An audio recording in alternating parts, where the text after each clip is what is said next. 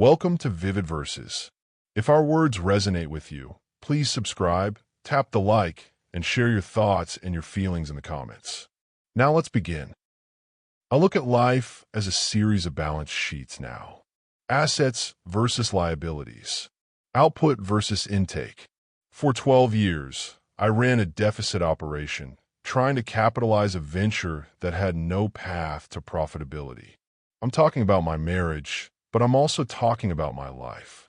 You want to know how a man walks away from a 4,000 square foot house in Westlake, a Porsche Macan in the driveway, and a wife who looks like she stepped out of a catalog? You don't do it because of feelings. Feelings are volatile variables. You do it because you run the audit and you realize the overhead is killing you. My job title was Senior Director of Global Logistics for a Trans-Pacific freight forwarder. That sounds sterile, and it is, but the reality is high friction. I was responsible for moving roughly $40 million of consumer electronics from the Guangdong province to distribution centers in Nevada every month.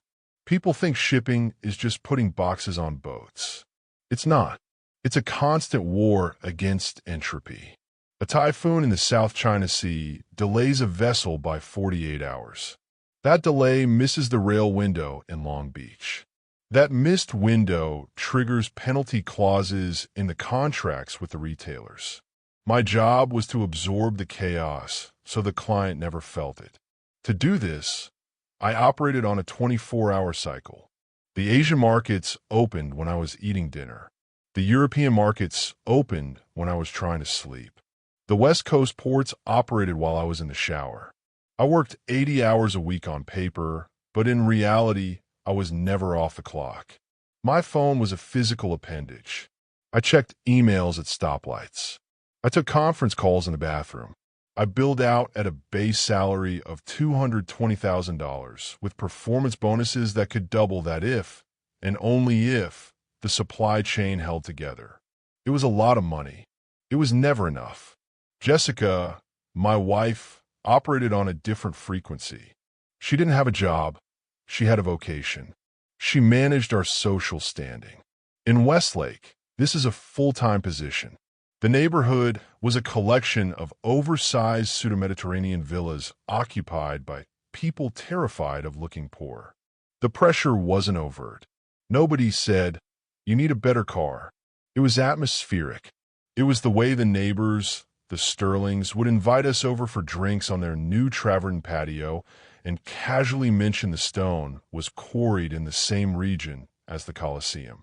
It was the way Jessica would come home from a brunch and be quiet for 3 hours, stewing, before pointing out that our foyer chandelier looked contractor grade. I viewed our finances as a resource to be managed. Jessica viewed them as a scoreboard. The decline started with the kitchen. It was a perfectly functional kitchen. Granite countertops, stainless steel appliances, cherry cabinets. We had bought the house 4 years prior, but the trend cycle had shifted. Cherry was out. Gray and white were in. The farmhouse chic aesthetic had weaponized the subdivision.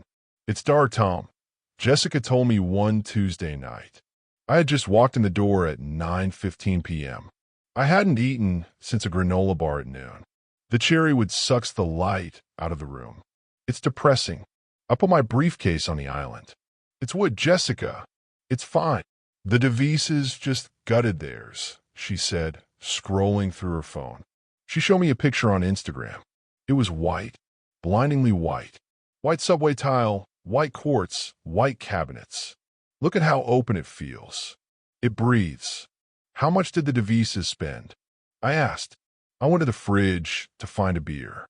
We were out of the domestic stuff I liked. There was only a craft IPA that cost $16 a six-pack. "That's not the point," she said. "The point is equity. If we try to sell this house in 5 years with a cherry kitchen, we'll take a hit. We need to stay current. This is the logic trap. Spending money to save money." "I'm tapped out for this quarter," I said, cracking the expensive beer. "The market is volatile. Fuel surcharges are up. My bonus isn't guaranteed." She looked at me. It wasn't anger. It was worse. It was a calibrated look of concern, the kind of mother give a child who isn't trying hard enough in school. You always say that, Tom. You operate from a place of scarcity. You have to spend to grow. Besides, I already had the designer come by. She waived the consultation fee. You hired a designer? I didn't hire her. I consulted her. She says we can do it for 80,000. I choked on the beer. $80,000? For a kitchen that works perfectly fine. It's an investment, Tom. And it's not just the kitchen. We need to open up the wall to the living room. Open concept. It changes the flow of the entire downstairs. I sat down on the bar stool. My lower back seized up, a chronic spasm from sitting in an ergonomic office chair for 14 hours a day. We don't have 80,000 liquid, I said. We have 20 in savings. The rest is tied up in retirement and equity. We could take a HELIC, she said instantly. She had the acronym ready. Home Equity Line of Credit. Rates are decent. The Sterlings did it. I'm not the Sterlings, I said. Clearly, she muttered. She turned back to her phone. If you loved me, you'd want me to be happy in the place I spend all my day. You get to go to the office. You get to travel. I'm stuck here in this dungeon. I looked around the kitchen. It was 300 square feet of luxury materials. It was a dungeon only in the sense that it was a prison of her own making. But I knew the pattern. If I said no, the temperature in the house would drop to absolute zero. The sex would stop. Not that it was frequent anyway. The passive comments would ramp up. The dinners would become silent affairs where the sound of cutlery on china sounded like gunshots.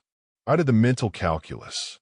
If I pushed the Q3 volume by 15%, and if I picked up the consulting gig for the logistics firm in Seattle, I could cover the monthly payments on the HELIC.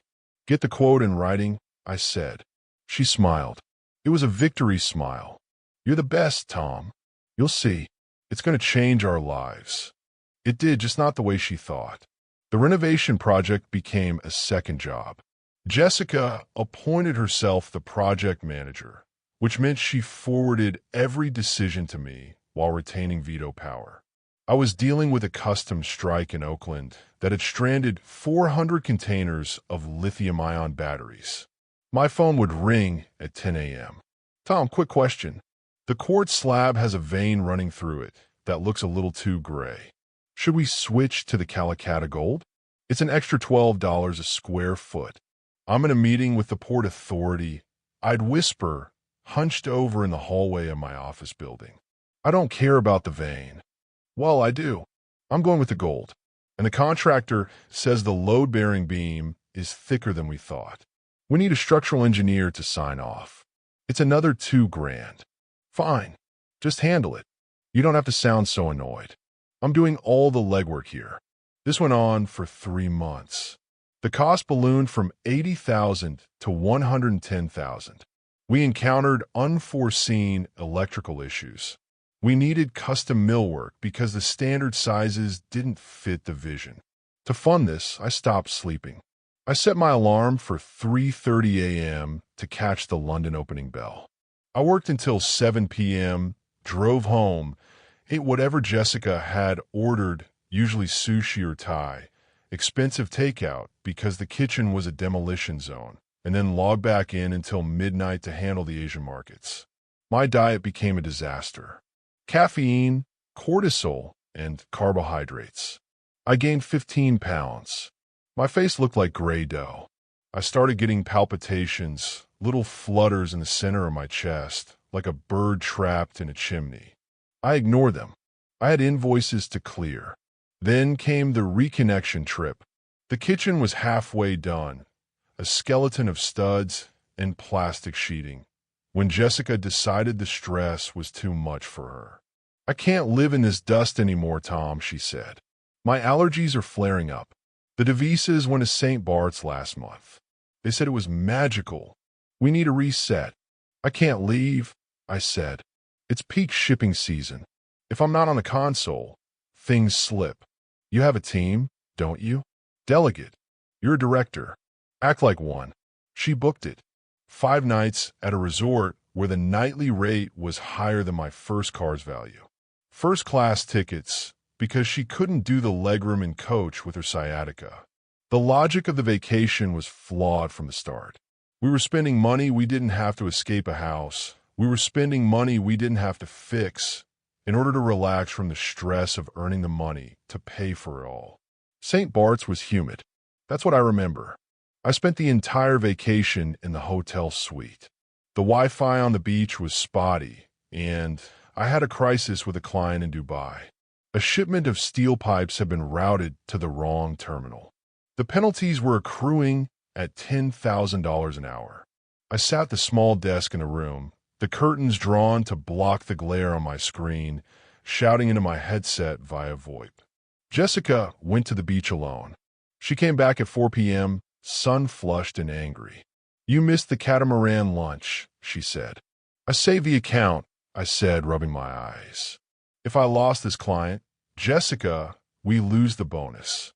If we lose the bonus, we can't pay for the Calcutta gold countertops. You're always choosing work over me," she said. She threw her straw hat on the bed. I'm sitting there with a couple from New York, and they're asking where my husband is. I had to tell them you're in finance. It sounds better than logistics. You're embarrassing me. I'm paying for this room, I said. I'm paying for that hat. I'm paying for the wine you drank at lunch. That's transactional, she spat. Is that all I am to you? A bill. I looked at her. I wanted to say yes. In that moment, looking at the spreadsheet of our expenses versus the spreadsheet of my emotional intake, the columns didn't balance. But I didn't say it. I was too tired to fight. "I'll come to dinner," I said. "I'll turn the phone off." I did go to dinner. I turned the phone off, and I spent the entire meal sweating, wondering if the Dubai Port Authority had released the hold, while Jessica talked about how the salt water was doing wonders for her complexion. We returned home. The kitchen was still a wreck. The contractor, a guy named Miller who drove a better truck than I did, told us he was behind schedule due to supply chain issues. The irony was not lost on me. I fix supply chains for a living. I knew exactly why he was behind. He had taken on too many jobs and was rotating his crew between them to keep the deposits flowing. It was a Ponzi scheme of labor. I went back to the office. It was a Thursday.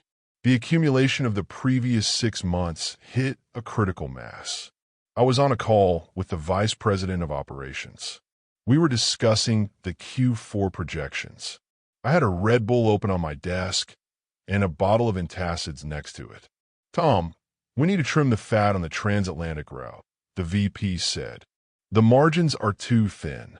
I need you to renegotiate the fuel surcharge with the carrier." "They won't budge," I said. "Oil is up. They have the leverage." "Find leverage," he barked. "That's why we pay you." I opened my mouth to respond, to explain the macroeconomics of crude oil pricing. The sensation started in my jaw, a dull ache like a toothache. Then it migrated down my neck. It wasn't the Hollywood heart attack. I didn't clutch my chest. I didn't fall over backward. It felt like gravity had suddenly tripled. My arms felt incredibly heavy. The room, which was a standard corporate gray, began to tunnel. The peripheral vision simply deleted itself. I need to sit down, I thought. I was already sitting. I need to lie down. "Tom, you there?" the VP asked. I tried to speak. My tongue felt like a block of wood. The pressure in the center of my chest wasn't pain. Exactly. It was an absolute void. It was the feeling of a pump seizing. I slid out of my Herman Miller chair. I remember being worried about the headset cord. I didn't want to pull the computer tower off the desk. I carefully took the headset off and placed it on the carpet. Then I lay down. The ceiling tiles were perforated. I counted them. 1, 2, 3. The darkness wasn't scary. It was efficient. It was a shutdown command. Waking up in the cardiac care unit, CCU, is a sensory experience designed to remind you of your mortality. The beep of the EKG, the compression of the automatic blood pressure cuff, the cold air. I was groggy. The drugs were heavy. Fentanyl, maybe, or morphine. I saw a figure in the chair. Jessica. She was on her iPad. The glow illuminated her face. She looked concerned, but it was a specific type of concern. It was the look she had when the contractor told her the tile was backordered. Jessica, I whispered. My throat was sandpaper. She jumped. Oh God, you're awake. She came to the side of the bed. She didn't take my hand. She put her hand on the rail. You scared the hell out of me, Tom, she said. I got a call from your HR director. They said you collapsed. The ambulance took you here. Water. She gave me a cup. I drank. What happened? I asked. Mild myocardial infarction, she recited. She had clearly memorized the term. The doctor said you have a blockage in the LAD artery. They put a stent in. They call it the widowmaker, Tom. You could have died. I processed this. Widowmaker, a statistical probability event. I'm okay. You're stable. They want to keep you for 3 days. Observation. She sat back down and picked up the iPad. She sighed a long, ragged exhalation. This is a disaster, she said. I know, I said. I'm sorry I scared you. No, Tom. I mean, yes, that too. But the timing. I've been on the phone with the insurance company for the last 2 hours. Do you know what our deductible is? It's $6,000. And the ambulance ride is out of network. That's another $1,000. I stared at her. The stent in my chest felt like a foreign object. And she continued, scrolling. Miller just called. He needs the second draw for the cabinets by Friday. $15,000. If we don't pay, he pulls the crew to another job, and we lose our spot in the queue. He says we won't get them back for 6 weeks. I close my eyes. I'm in the hospital, Jessica. I know that. But the world doesn't stop because you're sick. We have bills. If we use the savings for the medical bills, we can't pay Miller. If we don't pay Miller, we're living with a plywood kitchen until Christmas. My parents are coming for Thanksgiving, Tom. I can't have them see the house like this. I opened my eyes. I looked at her, really looked at her. I analyzed the data. Here was a woman who was looking at her husband, a man who had just survived a heart event at age 35, and her primary concern was the optical impact of a plywood kitchen on her social standing with her parents. It wasn't that she didn't love me. It was that her definition of love was inextricably bound to provision. I was the provider. I was the engine. When the engine breaks down, you don't hug it. You kick it and ask how much it costs to fix. What do you want me to do? I asked. My voice was flat. Well, she said, can you call payroll?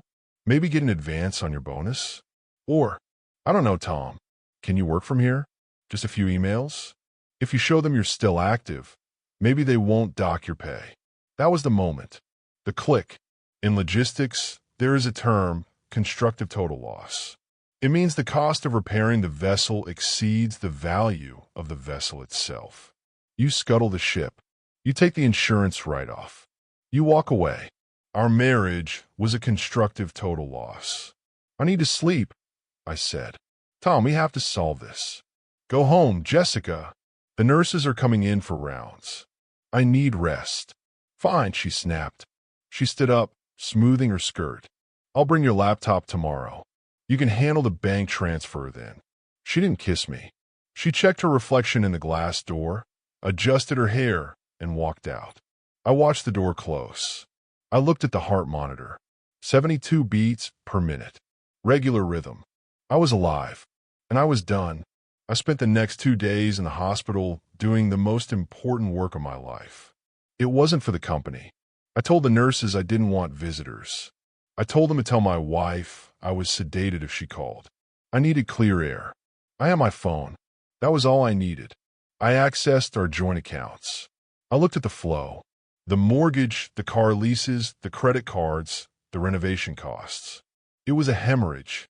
I opened a new checking account at a completely different bank, a credit union that didn't have a branch in Westlake. I transferred exactly 50% of our liquid cash into it. It came to $14,200.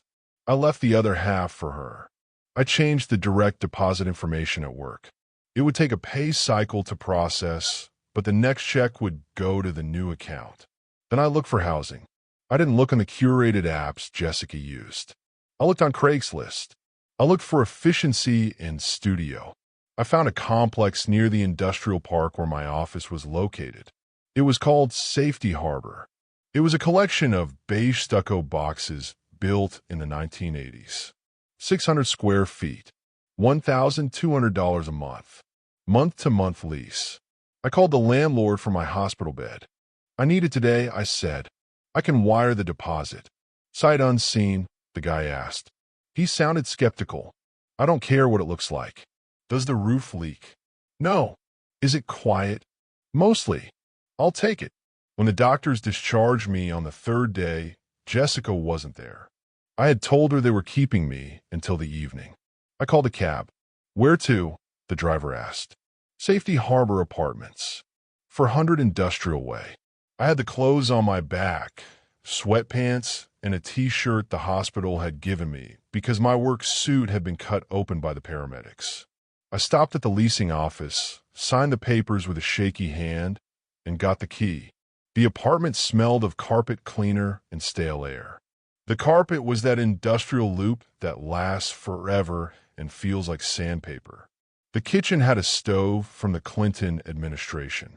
It was beautiful. It was empty. There was no renovation schedule. There were no sample tiles. There was just space. I walked to the nearest Walmart.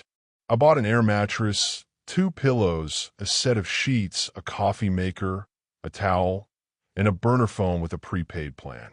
I went back to the apartment, inflated the mattress, and lay down. It was 2 p.m. on a Tuesday. I fell asleep and didn't wake up for 14 hours. The next morning, I turned on my main phone. 47 missed calls. 112 text messages. Jessica, her mother, my boss, the contractor. I drafted one email to Jessica.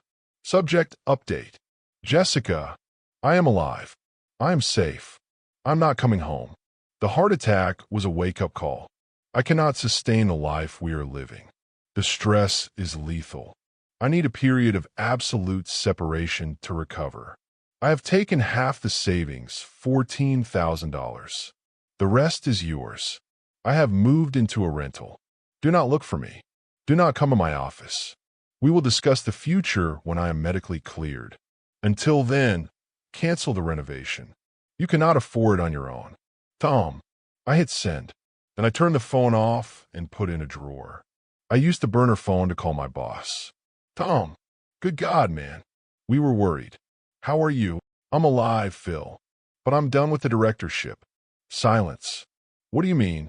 I can't do the 80 hours, Phil. I can't do the stress. My heart quit on me. I need to step down. Tom, you're the best logistics guy we have. We can give you leave. Take a month. A month won't fix the structural defect, I said. I want the compliance officer role. The one you've been trying to fill for 6 months. Compliance? That's a desk job, Tom. It's checking boxes.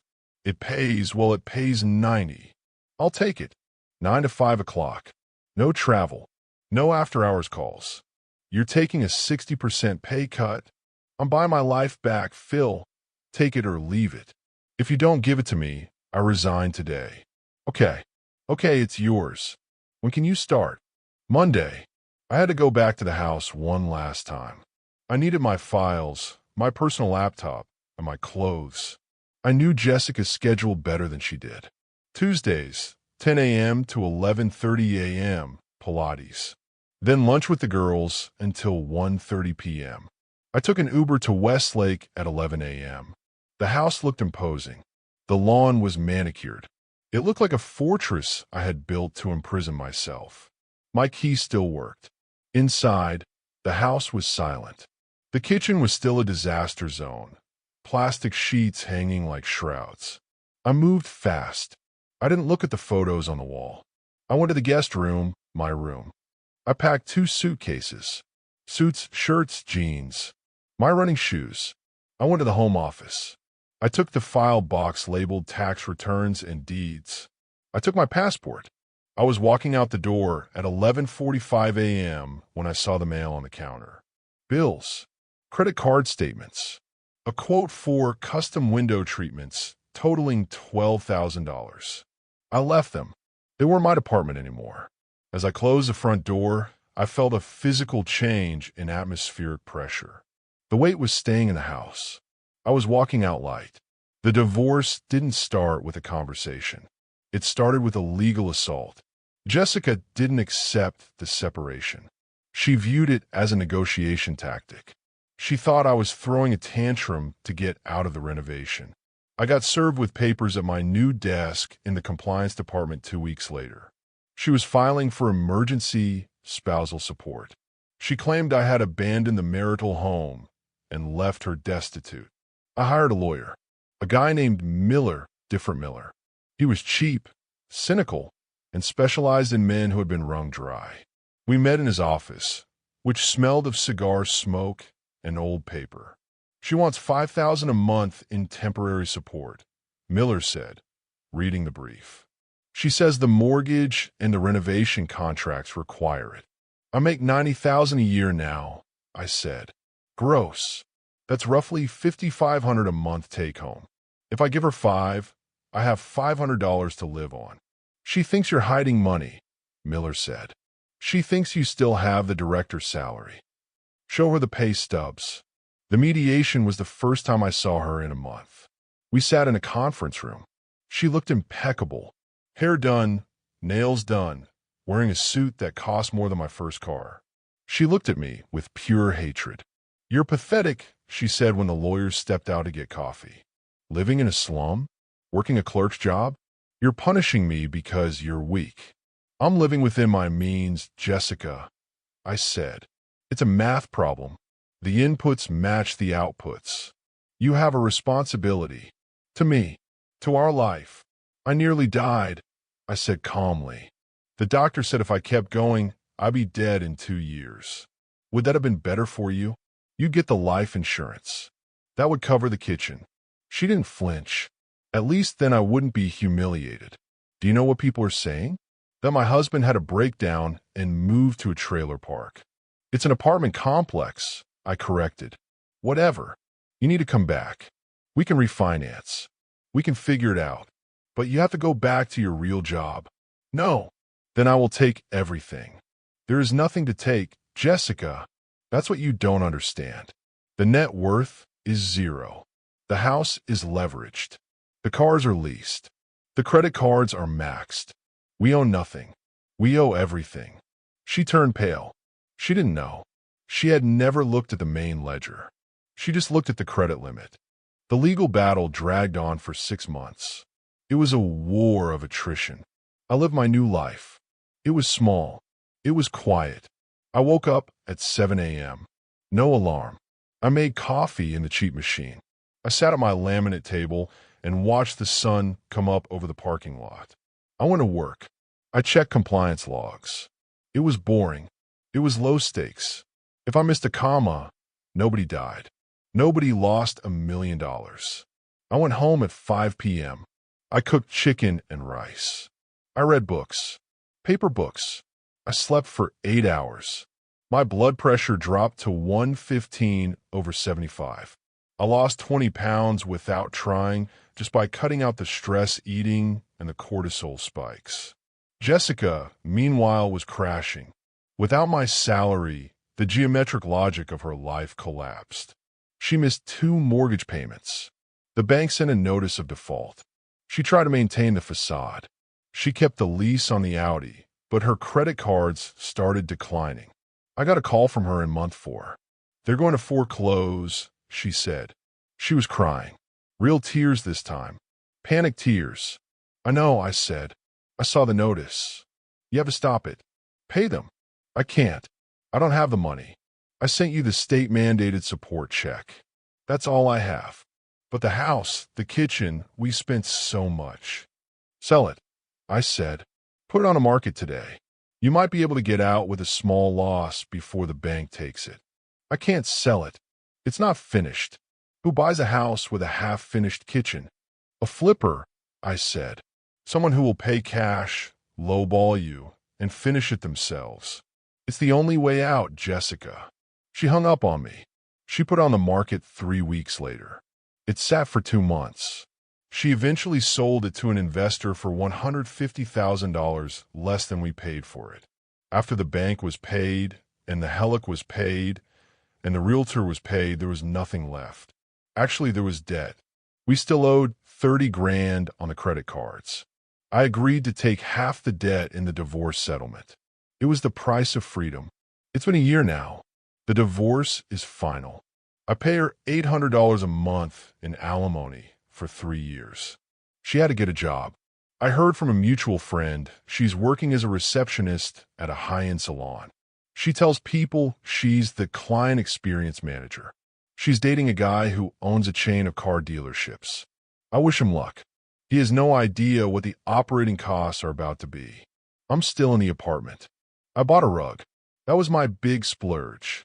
A gray wool rug for the living room. I saw a guy at the grocery store yesterday. It was Saturday morning. He was wearing a Patagonia vest and a Rolex. He was screaming into his AirPods about a merger and equity positions while standing in front of the cereal aisle. He looked like a corpse. His skin was gray. His eyes were red. He was vibrating with caffeine and terror. I recognized him. Not literally. I didn't know his name, but I knew the species. He was me. He was looking at the organic granola, calculating if he had time to eat it before his next call. I grabbed my box of generic oats. I walked to the checkout. The cashier asked me how my day was. "It's good," I said. "It's quiet." I walked home. I sat in my chair. I listened to the refrigerator hum. I ran the audit in my head. Assets, my time. My health. My sanity. Liabilities, $15,000 in credit card debt, decreasing monthly. $800 alimony. Net equity, positive. The numbers finally add up. Thank you for listening. That brings today's story to a close. If you enjoyed it, please consider subscribing. See you next time.